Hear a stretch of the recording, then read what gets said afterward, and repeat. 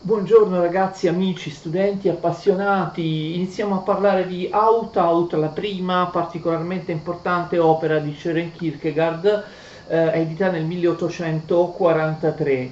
Sophie è venuta da me perché è stata pagata con mezza fetta di tacchino, però ha detto che resta soltanto un minuto perché per lei mezza fetta di tacchino è troppo, inoltre soffre il caldo, non vuole stare qua, infatti già si sta ribellando e mi sta graffiando. Sophie, io ti ho dato mezza fetta di tacchino. Va bene, dai, ti lascio andare. Parliamo dunque di Out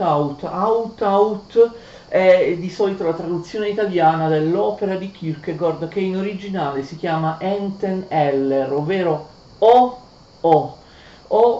Out, sapete l'espressione italiana mutuata dal latino per indicare o quando la disgiunzione è forte, quando si tratta di un'alternativa secca, definitiva, seria, senza possibilità di scampo. Un out spesso è l'espressione che viene anche usata quando si tratta di un ultimatum, di una scelta ultimativa che deve essere immediata, la più rapida possibile. O scegli una cosa o ne scegli un'altra e la scelta esclude in maniera radicale l'altro polo dell'alternativa. Out, o una cosa o quella. Prendi quella cosa, perderai per sempre l'altra. Una scelta difficile, una scelta drammatica. In Out, Kierkegaard, e questo è molto famoso nella sua filosofia, distingue tre stadi dell'esistenza, tre tipologie di vita da parte di ogni singolo individuo esistente, tre cammini, tre possibili cammini, dice Kierkegaard, nel corso della vita, ovvero la vita estetica, la vita etica è la vita religiosa. Generalmente quando questa cosa si insegna a scuola o anche spesso a volte nei libri di testo si fa un facile, piuttosto banale paragone con le tre fasi della dialettica hegeliana oppure con i tre stadi di Comte, lo stadio teologico, lo stadio metafisico, lo stadio positivo. Questa analogia con le tre fasi della dialettica hegeliana, tesi, antitesi, sintesi, oppure con i tre stadi della storia o della vita umana, del progresso delle scienze secondo Comte, in realtà è un'analogia un po' forzata. Lo stesso Kierkegaard, che odiava Hegel, scrive esplicitamente che la sua teoria dei tre stadi non ha nulla in comune con la dialettica hegeliana. Perché? Perché i tre stadi, questo è molto importante, sono fortemente separati l'uno dall'altro, c'è un divario, c'è un abisso, una separazione netta tra vita estetica e vita etica e tra vita etica e vita religiosa, mentre invece, come voi sapete, sia in Comte sia in Hegel le tre fasi si devono attraversare tutte e tre. Sapete, in Hegel la dialettica non è possibile se non si passa prima dalla tesi che poi viene negata dall'antitesi, poi tutte e due sono inglobate dalla sintesi, però in qualche modo mantengono qualcosa di ciò che c'era prima. E invece per Kierkegaard non è così. Se si arriva alla vita religiosa, per esempio, ci si può arrivare direttamente. Non devi necessariamente passare dalla vita estetica o dalla vita etica, non devi necessariamente attraversarle tutte e tre, come se fossero tre poli di una gerarchia, tre fasi di un cammino in cui dal peggio si va verso il meglio. In Hegel devi attraversare tutti i tre stadi della dialettica, ognuno degli stadi è necessario e deve essere ricompreso, deve essere inglobato, sia pure una volta trasformato, nello stadio dialettico successivo. In Kierkegaard non è assolutamente così, c'è un divario, c'è un abisso, c'è un salto, quello che lui chiamerà salto, una forte diversità tra questi tre stadi dell'esistenza, questi tre possibili cammini dell'esistenza nella vita umana. Tant'è vero che tu puoi praticare la vita etica restare sempre nella vita etica tutta la tua vita, non necessariamente devi passare allo stadio successivo. Come vi ho detto, puoi restare per sempre alla vita estetica, oppure puoi dall'inizio praticare la vita religiosa senza dover assolutamente passare dagli stadi precedenti. Non è vero, dice Kierkegaard, che ogni stadio comprenda necessariamente i precedenti o implichi necessariamente i precedenti o assorba in qualche modo i precedenti. Su questo ritorneremo, su questa diversità tra tre tipologie di vita in Kierkegaard e le tre fasi della dialettica hegeliana. Che cos'è la vita estetica? La vita estetica, l'uomo estetico, chi è per Kierkegaard? L'uomo estetico è colui che non prende la vita seriamente, è colui che non prende decisioni, che non fa delle scelte, che non riesce ad arrivare all'orizzonte della libertà. La libertà per lui è illusoria. L'uomo estetico non affronta in maniera concreta il mondo, non si sporca le mani, per così dire, nella concretezza, nella realizzazione, nella realtà. L'uomo estetico vive nell'immaginazione, prende la vita come un'immaginazione, ma come la vita e gli altri esseri umani non sono immaginazione, ma l'uomo estetico preferisce vivere nell'immaginazione, nel gioco, nel teatro. Lui vede la vita come un teatro dove interpretare man mano differenti ruoli, quindi l'immaginazione, il gioco, anche il godimento. L'uomo estetico vede la vita soltanto come godimento. L'uomo estetico è fatto così, prende tutto in maniera superficiale, alla superficie, come se fosse un gioco, come se fosse, noi oggi potremmo dire, un film, e lui si divertisse a interpretare varie parti senza avere un io, senza avere nemmeno un sé veramente definito. Kierkegaard ha degli archetipi per definire l'uomo estetico, l'uomo che passa da un godimento all'altro, e spesso il godimento non è neanche un godimento fisico, ma è l'immaginazione del godimento, cioè è la rappresentazione del godimento, del piacere, un piacere che resta come gioco, che resta alla superficie, non è un piacere, non è un godimento che si mescola davvero, si fonde davvero con la concretezza, con la realizzazione. Abbiamo il simbolo della vita estetica, ci sono diversi simboli della vita estetica che Kierkegaard ci propone. Uno di questi particolarmente importante è il seduttore. Kierkegaard ci propone tre tipologie diverse di seduttori. Il seduttore è l'archetipo della vita estetica. Noi abbiamo tre tipologie differenti di seduttori. Abbiamo il Don Giovanni, che fa riferimento al personaggio di Mozart, il Don Giovanni di Mozart. Poi abbiamo il Faust, modellato sull'opera di Goethe, il Faust di Goethe, e poi il seduttore Johannes. Quali sono le caratteristiche di Don Giovanni, Faust e seduttore Johannes?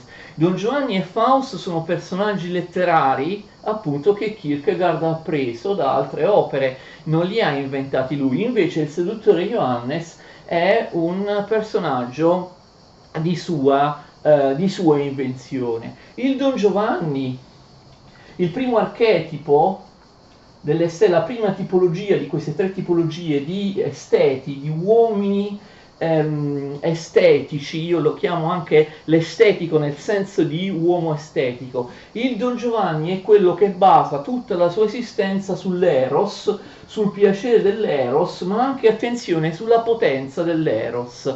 L'eros, la sensualità, la sessualità come strumento per imporre la sua potenza, la sua presunta personalità. Don Giovanni seduce una donna, poi ne seduce un'altra, seduce molte donne senza mai accontentarsi e ne fa una specie di collezione, questo ovviamente non piacerà alle donne che vengono sedotte e abbandonate, le allinea a queste sue conquiste, che appunto lui rende sue conquiste grazie al potere erotico che egli possiede, le allinea come tanti punti, d'accordo? Come tanti istanti, come tanti attimi del tempo che però sono tutti uguali. Questi attimi del tempo, le varie conquiste sensuali di Don Giovanni, non si uniscono in una linea continua,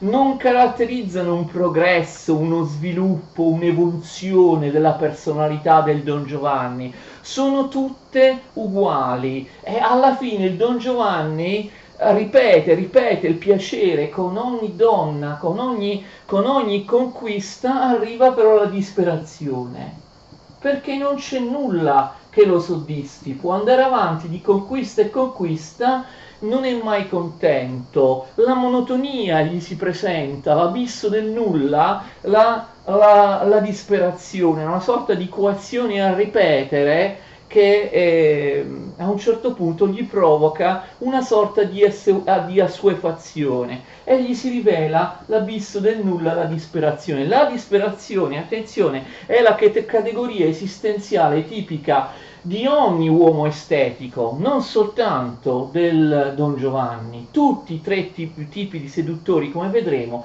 hanno come caratteristica la disperazione. Quindi la disperazione è proprio la parola fondamentale, è la categoria esistenziale fondamentale che caratterizza la vita estetica. Don Giovanni non prende le donne in maniera seria, le utilizza soltanto per il piacere della conquista, che poi si esaurisce una volta finita la conquista, ci vuole un'altra conquista e poi un'altra conquista e non è mai soddisfatto di una sola donna. Vedete, questa è la caratteristica dell'uomo estetico. L'uomo estetico non dice scelgo una donna, mi sposo, comunque ho una relazione con quella donna, voglio qualcosa che duri, che si sviluppi nel tempo con una donna. No, non c'è out nell'uomo estetico, non c'è la scelta che può essere anche drammatica, che appunto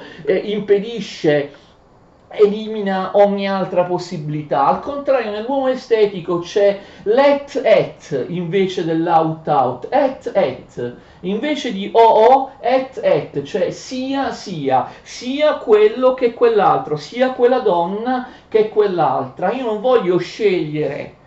La caratteristica del seduttore è proprio la mancanza della possibilità di scelta. Il seduttore, ovvero l'estetico, non sceglie, vuole tutto, vuole sia quello sia quell'altro, et. Non è mai soddisfatto da un solo polo della scelta, vuole tutte le possibilità della scelta, ma in questo modo arriva alla disperazione.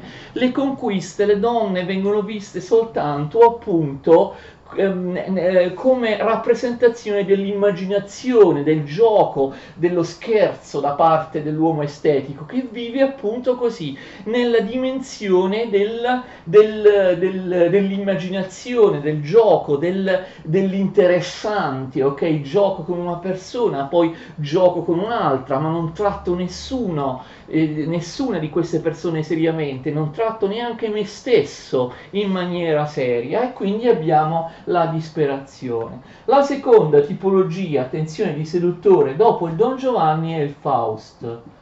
Nel Faust, attenzione, Faust non vuole il piacere sessuale, vuole il piacere della conoscenza. Ricordate la vicenda di Faust in Goethe oppure in altri scrittori in cui è presente il personaggio di Fausto. Fausto vende l'anima al diavolo perché vuole arrivare alla conoscenza assoluta.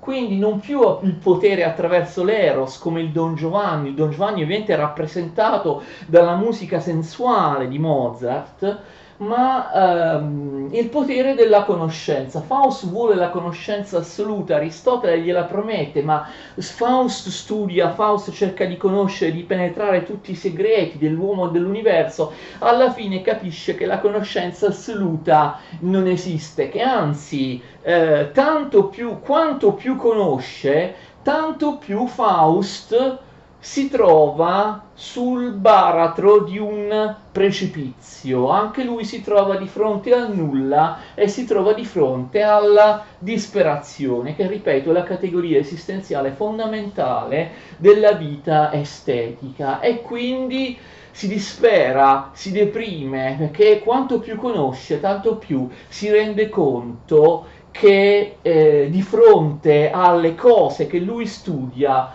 l'atteggiamento inevitabile è quello dello scetticismo, e quindi invece di arrivare alla conoscenza assoluta arriva ad una conclusione di scetticismo, di disillusione, di delusione vera e propria. Anche Faust seduce una donna, ma a differenza del Don Giovanni è appunto una sola donna, Margherita, che Don Giovanni domina con il suo potere intellettuale. Anche Margherita, come le conquiste di Don Giovanni, anche Margherita, che è l'unica donna sedotta da Faust, non viene trattata bene, non viene considerata come una scelta, come qualcosa in cui ci si può realizzare seriamente. Faust fa di Margherita un uso bieco utilitaristico. Margherita gli serve solo come spalla su cui piangere. Quando si trova nei suoi momenti di disperazione, di scetticismo, lo studio è interrotto,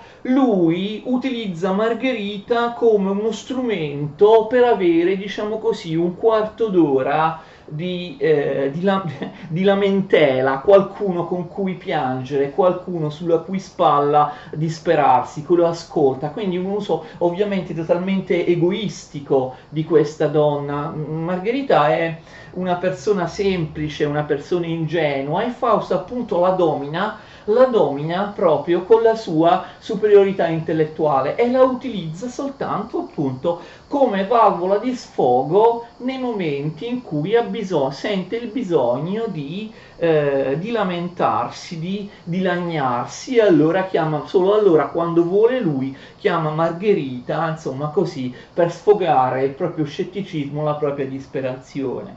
Non dovete pensare che Fausto oppure il seduttore Johannes, cioè i seduttori successivi al Don Giovanni, siano migliori di Don Giovanni. Anche in questo caso, come nella triade vita estetica, vita etica, vita religiosa, non c'è veramente una gerarchia. È vero che man mano che si va avanti con i tre modelli di seduttori, ogni seduttore è più raro del precedente, è in qualche modo più raffinato del precedente, ma questo non vuol dire che i seduttori successivi al Don Giovanni, per esempio in questo caso Faust, siano migliori di Don Giovanni, migliori moralmente o migliori proprio esistenzialisticamente, antropologicamente, o che ottengano qualche risultato diverso dalla disperazione, perché non è così. Tante donne nel caso di Don Giovanni, oppure una donna, Margherita, nel caso di Faust, l'atteggiamento è sempre lo stesso: trattare gli altri, trattare gli oggetti della propria seduzione come se si stesse giocando, come se si stesse rappresentando una commedia e non si fosse di fronte invece a esseri umani veri, concreti. Il terzo tipo di seduttore, per cui forse Kierkegaard prova anche una sorta in qualche modo di simpatia, pur essendo il seduttore Johannes disperato e criticabile allo stesso modo dei precedenti due. Abbiamo il seduttore Johannes, personaggio inventato da Kierkegaard. Il seduttore Johannes è più raffinato degli altri due. Il seduttore Johannes in qualche modo trasforma la seduzione in un'opera d'arte.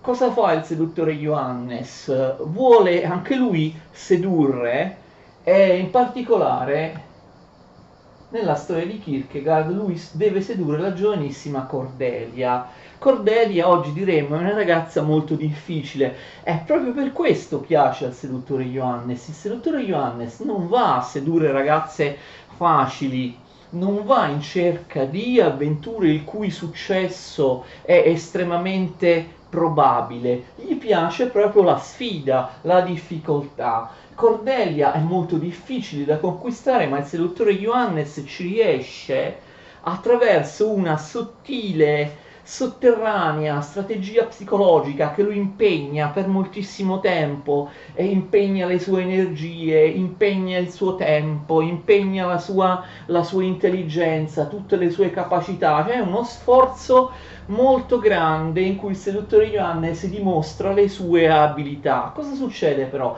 Nel momento in cui Cordelia si innamora, comunque viene conquistata, cede alla seduzione, il seduttore Johannes rifiuta di, possiamo dire così, di andare a letto con lei. Il seduttore Johannes rifiuta di consumare la seduzione, rifiuta la realizzazione.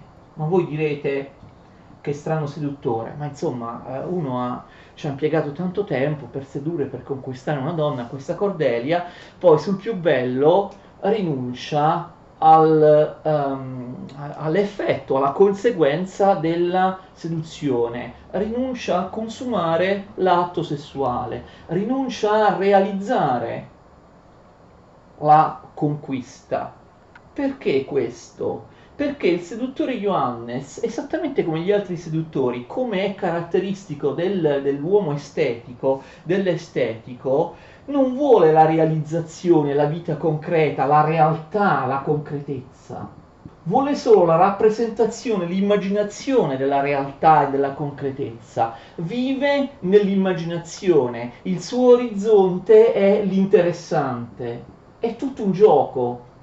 Il piacere raffinato in lui non è il piacere rozzo dello sfogo sessuale di Don Giovanni. Nel seduttore Johannes il piacere è molto più raffinato, perché il piacere sta nella conquista e nel ricordo della conquista, ma non nella realizzazione della conquista. Il piacere sta nel processo di seduzione in sé, ma non nella realizzazione di quest'ultimo.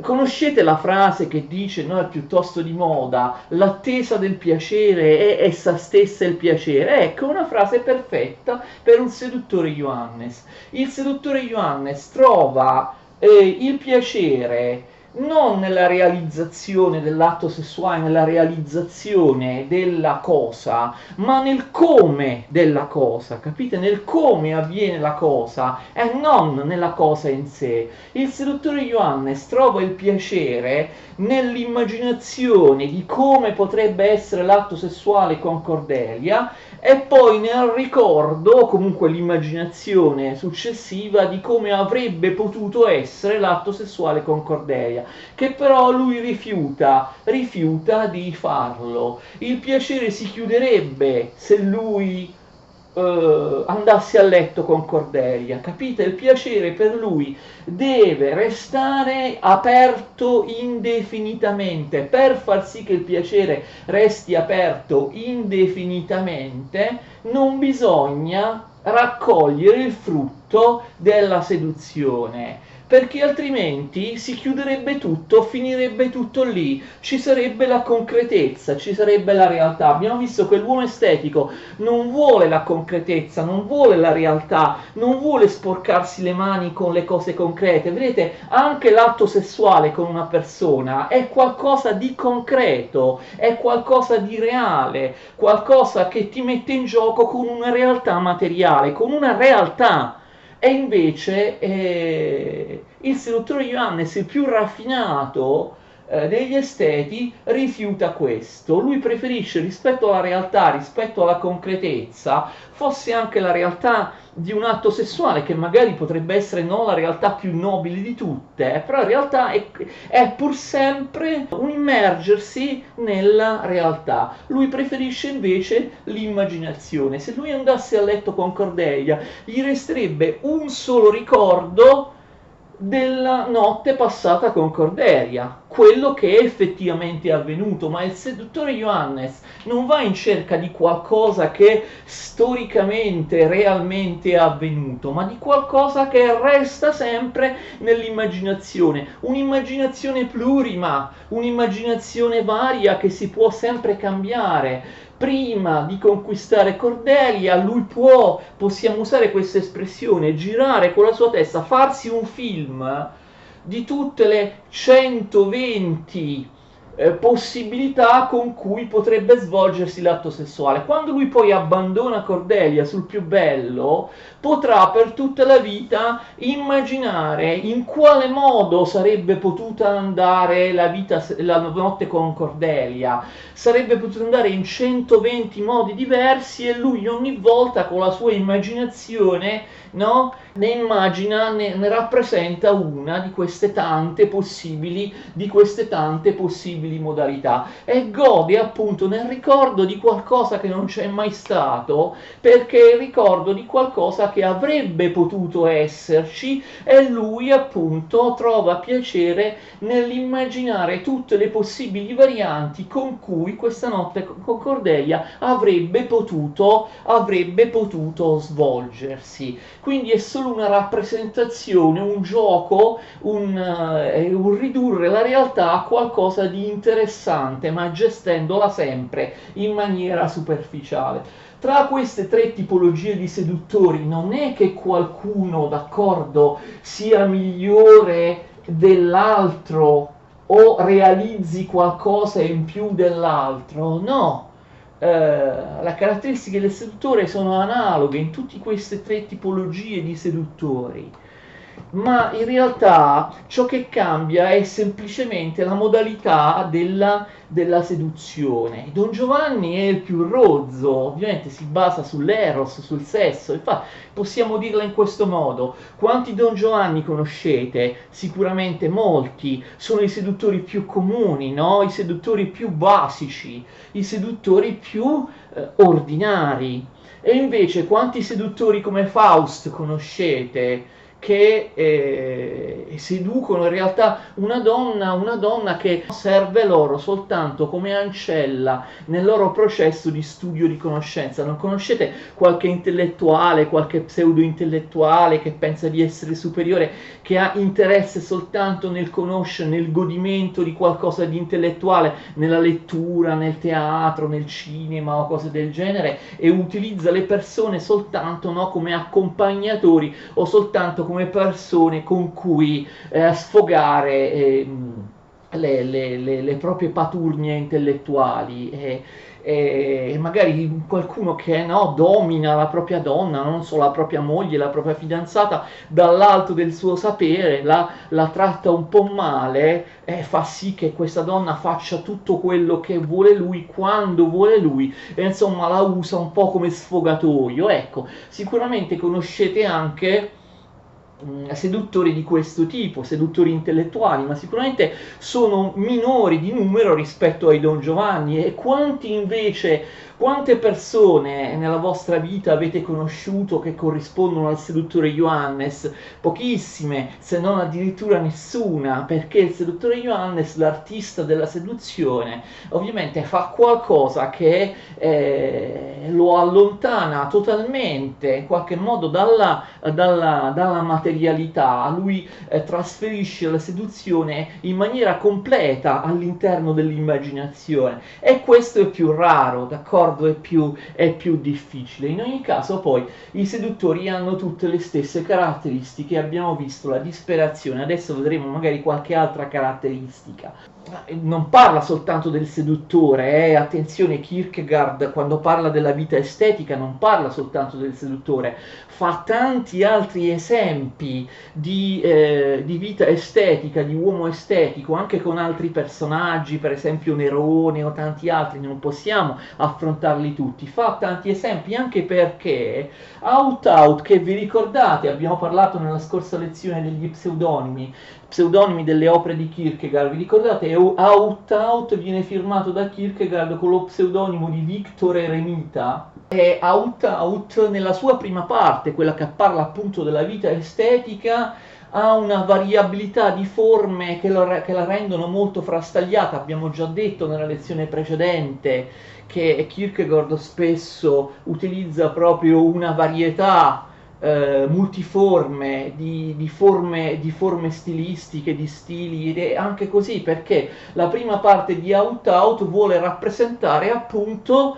le caratteristiche della vita estetica, che è disunita, che è frastagliata, che è segmentata, che è spezzettata, la vita estetica è data da tutta una serie di punti che non si uniscono in una linea, da tutta una serie di attimi che non si uniscono in un tempo continuo, in una durata temporale, in uno sviluppo, in un'evoluzione, in una storia. E così nella prima parte, quando parla della vita estetica, all'inizio inserisce degli aforismi, poi inserisce tanti brevi saggi, l'io narrante cambia continuamente, poi inserisce il famosissimo diario di un seduttore, la vicenda del seduttore Johannes che vi ho detto, a sommi capi, viene espressa dal seduttore Johannes come io narrante, come personaggio, appunto in prima persona come un diario, scrivendo un diario. Questo diede una fama europea a Kierkegaard perché prendendo questa complessa opera out cosa successe? Fu fatta un'operazione editoriale, fu isolato, fu tirato fuori soltanto soltanto l'insieme di pagine del diario del seduttore Johannes, questo spicchio di Out, questo pezzo di questo capitolo di Out fu pubblicato autonomamente con il titolo di Diario di un seduttore ed ebbe un enorme successo. E quindi, mentre invece, attenzione, la seconda parte dell'opera Out dedicata alla vita etica, ricordate la seconda delle tre tipologie di esistenza, è invece meno mobile, meno frastagliata e più unitaria, proprio per dare il senso del fatto che la vita etica è unitaria, a differenza della disunità della vita estetica. Infatti noi possiamo caratterizzare l'esteta e per converso l'uomo etico, che appunto si differenzia dall'estetico, anche in relazione all'io o in relazione al tempo. L'uomo estetico ha un io che non si trasforma in sé, un io frammentario, come abbiamo visto, un io frastagliato, l'uomo estetico non ha tempo, non ha storia, non ha sviluppo, non ha evoluzione, è come quei ragazzini che continuano tutta la vita a comportarsi come ragazzini. L'uomo estetico vuole un'emozione, poi ne vuole un'altra, poi ne vuole un'altra. Per esempio il Don Giovanni si illude ad ogni conquista di ripetere il primo amore, per lui deve essere sempre un'emozione primordiale, sempre l'emozione massima, ma non è possibile nella vita andare avanti replicando o prolungando per tutta la vita il primo amore, non è da persone serie, e infatti l'uomo estetico non è serio, è disperato. Invece la caratteristica dell'uomo etico è appunto la serietà. Disperazione è la caratteristica dell'uomo estetico, serietà è la caratteristica dell'uomo etico, rappresentato da un personaggio esemplare che Kierkegaard fa parlare in prima persona dal giudice Wilhelm. Il giudice Wilhelm è l'archetipo, è il modello della vita etica dell'uomo etico. Quindi l'uomo estetico, a differenza dell'uomo etico, non ha storia, non ha sviluppo, non matura, non migliora, cerca di ripetere sempre la stessa tipologia di esperienza. E quindi non ha uno sviluppo, non ha appunto, lui cerca il piacere in attimi che non si uniscono in una linea. Invece l'uomo etico dà un senso a sé, nell'uomo etico l'io diventa un sé. Kierkegaard utilizza una terminologia che ovviamente avrà grande successo nell'esistenzialismo del Novecento. L'uomo etico, il giudice Wilhelm che rappresenta la vita etica, fa sì che l'io diventi un sé, cioè che la personalità abbia una realizzazione, abbia un'unità nella vita. Il tempo dell'uomo etico è un tempo che ha durata, un tempo che ha consistenza, un tempo che ha sviluppo, un tempo che porta ad un'evoluzione, sia pure travagliata all'interno della vita. L'uomo estetico mette insieme tutti gli istanti del tempo, può collegare a differenza dell'uomo estetico, l'uomo etico, il giudice Wilhelm può collegare tra loro gli istanti del tempo in una linea temporale continua che fa sì che ci sia uno sviluppo della personalità. Quindi l'uomo estetico ha un io frammentato, mentre l'uomo etico ha un io continuo che ha tempo, ha storia, ha sviluppo. L'uomo etico può mettere in connessione passato, presente e futuro in vista di un progetto, in vista di una linea, in vista di un fine, tutte cose che l'uomo estetico non può avere. In fondo linea, no? Linea significa anche proposito, no? Che cosa vuol dire in latino linea? Vuol dire anche proposito, progetto, avere un progetto che unisca tutte le fasi del tempo in una vita che si spera che abbia un senso, uno scopo. E quindi la caratteristica della vita etica è il matrimonio, proprio la caratteristica fondamentale della vita etica è un matrimonio. Il matrimonio viene difeso dal giudice Wilhelm, che appunto è un marito e un padre esemplare, oltre che un cittadino, un lavoratore, un amico esemplare, d'accordo? Il matrimonio sostituisce la conquista che è alla base, no? Dell'uomo estetico, sostituisce la conquista con il possesso, no? Il brivido della conquista, voler replicare sempre il brivido della conquista. Noi sapete, quelli che hanno questo atteggiamento che Kierkegaard chiama estetico, spesso si lamentano, dico, ma sì, ma la mia fidanzata mi piace, ma sto bene con la mia fidanzata, però mi manca il brivido della conquista, no? Loro vivono per un brivido, vivono per ottenere un'emozione che si deve ripetere continuamente, sempre uguale. E così passano alla disperazione. Il brivido della conquista. Invece il matrimonio, dice il giudice Wilhelm, sostituisce la conquista con il possesso stabile di una sola donna, out, è solo una, io escludo tutte le altre, avrei avuto altre possibilità, avrei potuto avere altre donne, ma io le escludo perché io scelgo l'out, non l'et dell'estetico. L'etico sceglie l'out e quindi sostituisce la conquista della donna con il possesso, sostituisce il senso del mistero, del gioco, dell'interessante, del detto non detto, del giocare delle persone, dell'estetico, sostituisce il mistero con qualcosa di più stabile, con l'intesa, ok?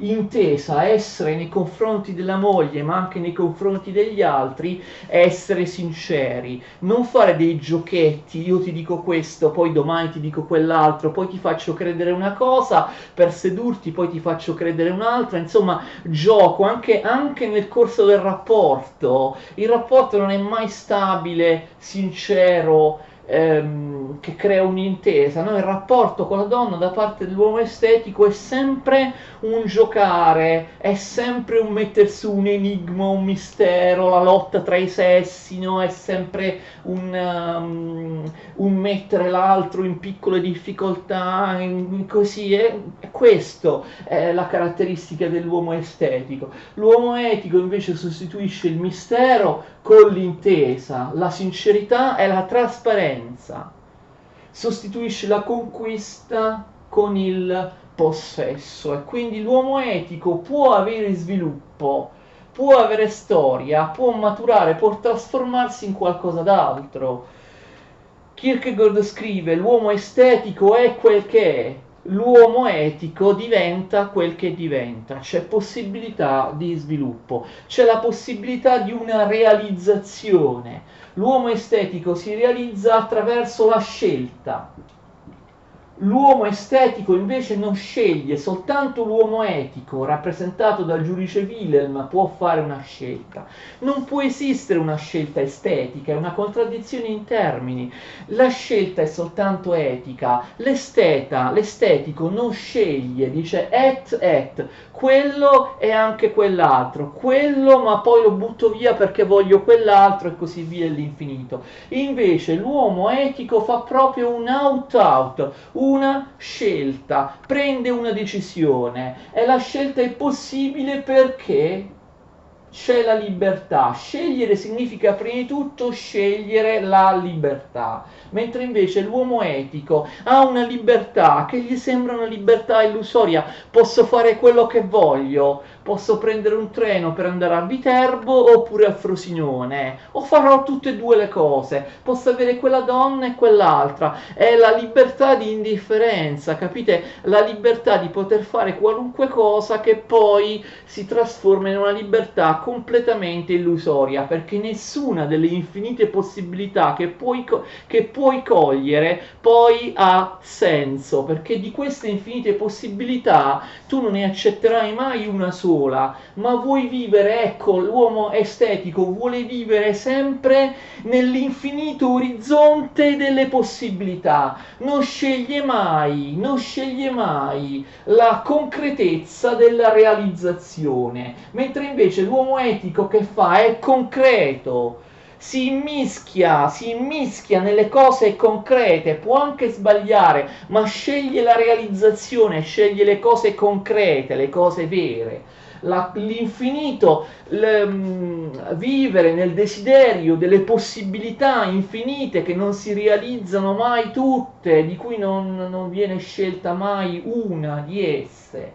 Questa è la vita dell'uomo estetico. Invece di vivere nel gioco, nel teatro delle infinite possibilità, l'uomo etico invece sceglie la concretezza della realizzazione. La realizzazione può essere solo con un'alternativa, eliminando, sia pure in maniera sofferta e drammatica, tutte le altre che non ci saranno più, che vengono scartate. La concretezza della realizzazione, lo sporcarsi le mani con le cose concrete. Questo è possibile se fai una scelta e istituisci un sé, un tuo io, un io che si sviluppa, un sé, una persona che cerca un valore assoluto. Questa scelta deve essere, attenzione, non una scelta particolare, ma una scelta etica fondamentale. C'è prima la scelta etica, cioè quella di scegliere come un opt-out, di scegliere in maniera decisa, di scegliere una cosa o l'altra, in particolare nel concreto scegliere il matrimonio e una vita seria. La scelta è la caratteristica dell'uomo etico. Prima di tutto, ripeto, la scelta non è una scelta particolare, ci vuole prima una scelta che preceda tutte le scelte particolari, singolari, cioè una scelta fondamentale, una scelta primaria che istituisce la personalità morale, istituisce il sé, istituisce la possibilità di poter scegliere e così poi di poter passare anche in maniera adeguata alle singole scelte più particolari, mentre invece ovviamente l'uomo estetico non ha scelta. Quindi l'uomo etico è quello che concretizza le cose, che scende nel concreto, non che si diverte dall'altro a guardare ogni possibile ipotesi senza mai realizzarsi nel concreto. Potrebbe sembrare a chi non ha studiato, non ha letto veramente Kierkegaard, che attenzione a questo, che l'uomo estetico abbia maggiormente a che fare con le cose concrete, con le cose materiali, mentre invece no, l'uomo etico, l'uomo religioso sarebbe più intellettualistico, astratto, spirituale, eccetera. È esattamente il contrario, attenzione, è l'uomo estetico che è astratto, intellettualistico, come Faust, non scende nel concreto. Al contrario, l'uomo etico e l'uomo religioso sono quelli che hanno a che fare con le cose concrete, quotidiane, con le cose materiali. Quando andremo a parlare, quindi adesso vedremo perché l'etica si occupa proprio di cose materiali, non di sistemi astratti, teorici e così via. Quando andremo a parlare anche della vita religiosa e della particolare visione del cristianesimo di Kierkegaard, vedremo che per Kierkegaard il cristianesimo significa proprio sporcarsi le mani con le cose quotidiane, significa avere una vita che è fatta di singoli gesti esistenti, di singoli gesti concreti, materiali tra le altre persone. Non è il misticismo di chi aspetta la vita dopo la vita, lo vedremo. E quindi, attenzione, si sceglie la concretezza, la realizzazione, la scelta è anche drammatica. Il giudice Wilhelm difende il matrimonio e abbiamo visto perché, ma non è un ingenuo, come Kierkegaard non è un ingenuo, pseudoromantico, cose del genere. Kierkegaard sa benissimo che il matrimonio è una scelta dura, è una scelta difficile, che provoca anche sofferenza. Out, invece di pretendere quello e anche quell'altro, di gozzovigliare e di sbrodarmi in un piacere disinibito, io scelgo una donna. Attenzione, ovviamente Kierkegaard quando dice che uno sceglie il matrimonio intende anche il matrimonio inteso correttamente, cioè la fedeltà, e a volte la fedeltà non è facile, quindi la scelta out non è una scelta serena o che ti dà una vita serena. Kierkegaard non sta dicendo questo, non è tranquillizzante, è una scelta drammatica. Tu scegli una donna, quella diventa tua moglie, tutte le altre possibili donne che avrebbero potuto essere tua moglie non lo diventeranno mai, tu le stai escludendo per sempre. La scelta è drammatica perché sceglie una cosa, ma sceglie anche di eliminare tutte le altre alternative, tutte le altre possibilità di scelta. Il matrimonio, infatti, dice il giudice Wilhelm, si basa sulla rassegnazione. E il matrimonio non è sempre divertimento, buon umore, eccetera. Per essere portato avanti seriamente ha bisogno della rassegnazione. Tuttavia il giudice Wilhelm insiste nel fatto che il matrimonio dà più di quello che toglie. Ti toglie qualcosa, tante altre donne, tante altre possibilità di piacere, di giocare anche con la rappresentazione, con l'immaginazione del piacere, con l'attesa, con il ricordo del piacere. Tanto tempo fa ho fatto questo con un'altra ragazza, poi ho fatto questo con un'altra, poi ho avuto quell'avventura, poi ho avuto quell'altra avventura, poi quello sballo lì, però è divertente ricordare. Tu questo non lo avrai, tutti questi ricordi, questa rappresentazione del piacere che rende interessante però da un punto di vista superficiale il mondo. Avrai ricordi con una sola donna, con tua moglie, però comunque vale la pena, dice il giudice Wilhelm, perché il matrimonio dà in prospettiva una serietà, un'intesa, un possesso che fa sì che tu possa dare un senso al tempo e quindi ti fa guadagnare più di quello che ti toglie. Il matrimonio, tra l'altro, secondo Kierkegaard, secondo il giudice Wilhelm, deve anche avere una sanzione religiosa, il che significa che deve anche proprio essere rappresentato di fronte a tutti attraverso un matrimonio religioso. Attenzione, qui Kierkegaard si allontana dal protestantesimo, perché sapete che per il protestantesimo il matrimonio non è un sacramento, non si fa in chiesa per i protestanti. Kierkegaard invece qui, almeno per una volta nella vita, è più d'accordo con i cattolici, cioè il matrimonio deve essere santificato dal sacramento e deve essere davanti a Dio, davanti a un sacerdote, deve essere in chiesa. L'etica del giudice Wilhelm, l'uomo etico, non è appunto, come ho detto prima, un'etica astratta, spirituale, oppure intellettualistica, oppure anche individualistica. La vita etica ha a che fare con la carne e con il sangue, con le persone, con le cose concrete della vita anche quotidiana. Kierkegaard condanna l'auto-isolamento del mistico. Non puoi portare avanti una vita morale da solo, d'accordo, separato, magari anche pensando a te stesso superiore rispetto alle altre persone. Questo è molto importante. La vita etica va realizzata in società, nella concretezza delle relazioni è nell'oggettività delle istituzioni. Il giudice Wilhelm è un padre e un marito esemplare, quindi non l'etica l'etica ascetica del mistico o dell'intellettuale che si aliena rispetto alla società. No, l'etica è un'etica sociale. L'uomo etico, come il giudice Wilhelm, deve vivere in società, deve avere appunto il matrimonio è la cosa fondamentale, deve avere una moglie, deve avere o cercare di avere dei figli, deve avere un lavoro normale,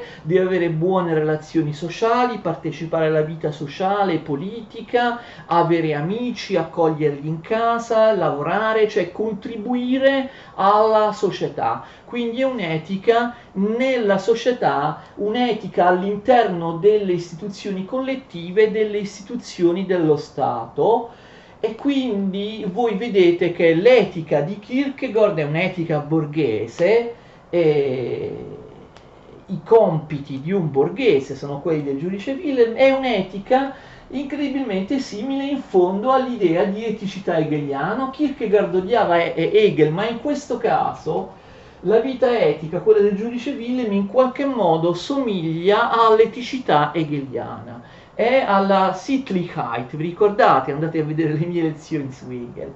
Alla Sittlichkeit, all'eticità hegeliana, e quindi è un'etica che deve essere espressa in società, all'interno delle istituzioni.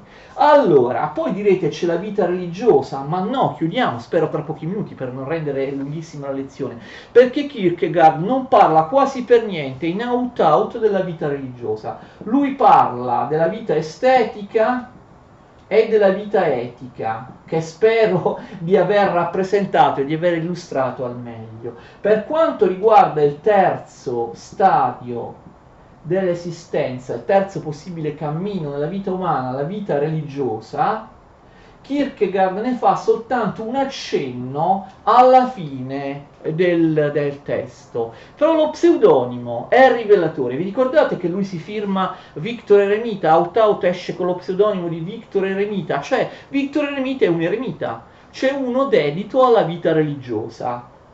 Ma come? Kierkegaard ha parlato della vita estetica, poi sembrerebbe aver detto così bene, cose tanto buone della vita etica, però in realtà l'orizzonte è quello della vita religiosa. L'orizzonte è quello della vita religiosa, anche se Kierkegaard in quest'opera non parla quasi mai della vita religiosa.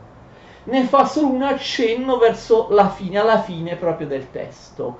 Dio appare come un cenno alla fine di quest'opera, come un'improvvisa rivelazione. Ricordate, ne abbiamo parlato più di quanto ne parli qualunque testo regolarmente in uso nelle scuole, nella scorsa lezione, delle strategie comunicative di Kierkegaard, vi ricordate? E Kierkegaard cerca, ricordate, di, tra virgolette, colpire alle spalle il lettore. Alla fine dell'opera capiamo che tutto è finalizzato a Dio, alla vita religiosa, anche se Kierkegaard non ne ha mai parlato e ne parla solo nelle ultime pagine con un accenno, senza spiegarsi chiaramente, solo nelle ultime pagine del libro, ma lì il lettore capisce che tutto è finalizzato alla vita religiosa, anche se Kierkegaard non ne ha parlato, che non solo la vita estetica è criticabile, ma anche la vita etica non può risolvere il problema dell'uomo.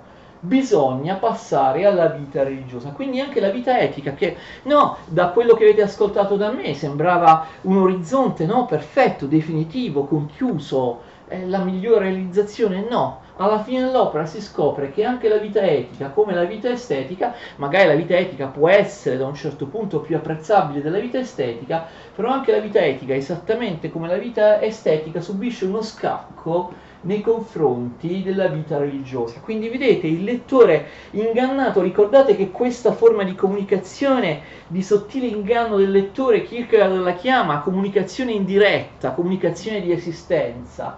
Il lettore per tutto il libro legge qualcosa che non c'entra con la vita religiosa, solo alla fine del libro gli viene accennato in poche pagine che in realtà il fine di tutto ciò che è stato detto è la vita religiosa. Ricordate che vi ho detto nella scorsa scorsa lezione che Kierkegaard scrive non per comunicare qualcosa di teorico, di astratto, ma per attivare nel lettore un saper fare, un cambiamento di vita. Questa è una comunicazione di esistenza, non una comunicazione di una teoria, e quindi il lettore dovrebbe essere spinto da quello che ha letto della vita estetica e della vita etica a rifiutare entrambe per poi accettare la vita religiosa, che come vedremo non è affatto qualcosa di astratto, di mistico, di intellettualistico, ma è qualcosa che fa sì che ci sia un esercizio concreto nella vita quotidiana, l'esercizio del cristianesimo, il cristianesimo non come dottrina, non come morale, non come sistema astratto di pensiero, ma come vita concreta, come esempio di vita, e replicare Cristo, il portare la croce, perseguitati e non capiti per tutta l'esistenza, replicando quello che è successo a Gesù Cristo. Tutte queste cose sulla vita religiosa Kierkegaard qua non le dice, fa soltanto capire che tutto ciò che ha detto alla fine, nelle ultime pagine, si rivela inadeguato rispetto alla vita religiosa di cui lui parlerà in molte opere, tra cui quelle immediatamente successive ad Out come timore e tremore, il concetto dell'angoscia, che noi vedremo nella prossima lezione. Perché la vita etica, come la vita estetica, non è la soluzione ultimativa, e la vita etica si trova sotto scacco di fronte alla vita religiosa? Perché la vita etica mira all'idealità, ma l'idealità non può essere realizzata, non in questa vita. Ricordate la centralità dell'io che diventa sé nella vita etica, a differenza dell'io frammentato dell'estetico, l'etico, l'uomo etico dà uno sviluppo al proprio io, sceglie, ricordate qual è la scelta originaria per poter fare poi tutte le scelte particolari? È la scelta del proprio io che diventa sé, è la scelta di avere un io che è serio, di avere un io che è libero, di avere un io che sceglie prima di tutto il proprio io. Problema, questa sembrerebbe la soluzione ma non lo è, perché quando io scelgo il mio io è davvero una scelta? No, la vita etica è comunque inadeguata come la vita estetica, perché, attenzione, il mio io che ho scelto non è stato posto da me. Io scelgo qualcosa, il mio io, per quanto lo possa scegliere e farlo evolvere nella miglior maniera possibile, io non l'ho creato, io non ho creato il mio io non creo me stesso, la mia natura, le mie caratteristiche. Il mio io è diverso da tutti gli altri perché è stato posto. Io mi accorgo che il mio io non l'ho creato da me, è stato posto ed è stato posto dal Signore. Quindi il mio io mi in qualche modo indirizza verso la trascendenza, ma lasciamo perdere il termine trascendenza, verso la vita religiosa. Io non ho posto il mio io. Abbiamo appena detto che l'uomo etico e libero fa una scelta, adesso dobbiamo parzialmente smentirci. Quella scelta, quella libertà dell'uomo etico è limitata, perché l'uomo etico sceglie delle cose che sono state poste, che ci sono già, che sono già poste, il mio io è già posto all'interno di me, e l'ha posto il Signore. E quindi la vita etica non va bene, perché io scelgo il mio io, ma il mio io è stato posto da qualcun altro, e quindi devo rivolgermi alla vita religiosa, di cui parleremo in seguito, e Kierkegaard non ne parla appunto qui. Perché la scelta del mio io è comunque criticabile? Attenzione, perché il mio io è gravato dal peccato. Per quanto il giudice Wilhelm, l'uomo etico, possa comportarsi bene, sarà sempre e comunque portato al peccato. Nessuno può comportarsi da santo su questa terra. In questo Kierkegaard è in linea con le idee fondamentali del cristianesimo protestante.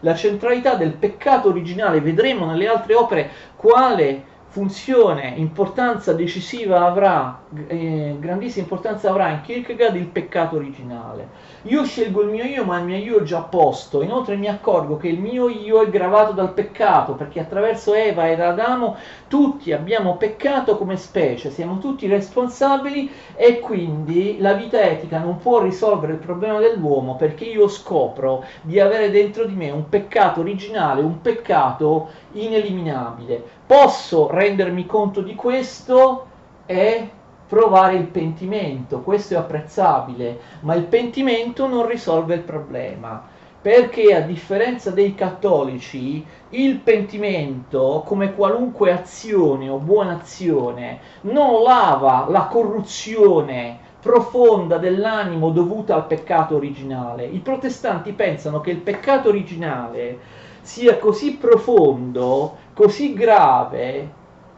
da non essere attenuato sia pure parzialmente dal pentimento, da qualunque opera buona. E quindi il pentimento serve, ma fino a un certo punto. Un protestante non ha un sacerdote che lo assolve dai peccati, e tante meno le azioni servono ad eliminare le conseguenze deleterie del peccato originale.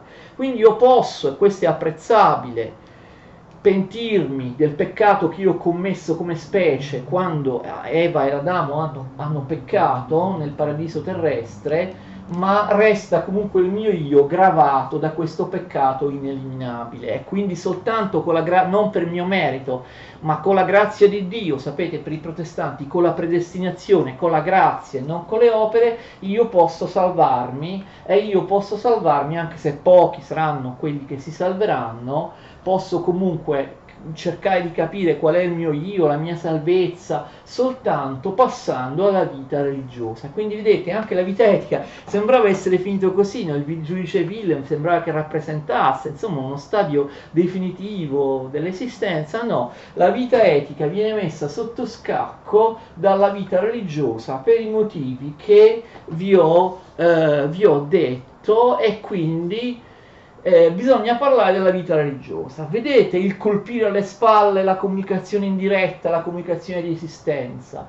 Kierkegaard ha parlato per tutta l'opera, tranne le paginette finali, di tutto ciò che non è definitivo, che non è risolutivo nella vita umana. Il lettore, dopo aver letto queste cose, dovrebbe arrovellarsi, pensare, essere spinto a rifiutarle, sia la vita estetica sia la vita etica, a capire di dover indirizzarsi verso la vita religiosa, non perché Kierkegaard l'abbia spiegata la vita religiosa, anzi non l'ha spiegata affatto in quest'opera, ma perché, capite, ci è arrivato di nascosto, colpendo alle spalle il lettore, che così dovrebbe attivare un saper fare da un punto di vista religioso. Tuttavia Kierkegaard non è vero che, come in Out non parla della vita religiosa se non attraverso accenni, se non attraverso un sottofondo che percorre tutto Out, ma che si rivela soltanto alla fine.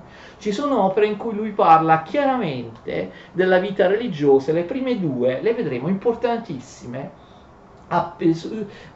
appena successive nella loro pubblicazione alla prima, cioè a quella di cui ci siamo occupati oggi, Out, le vedremo nella prossima lezione. Sono due opere importantissime. Timore e tremore è il concetto dell'angoscia. Mi scuso se questa lezione è durata troppo a lungo, ho cercato di spiegare in maniera precisa e dettagliata, spero chiara, le cose essenziali di Out. Arrivederci alla prossima.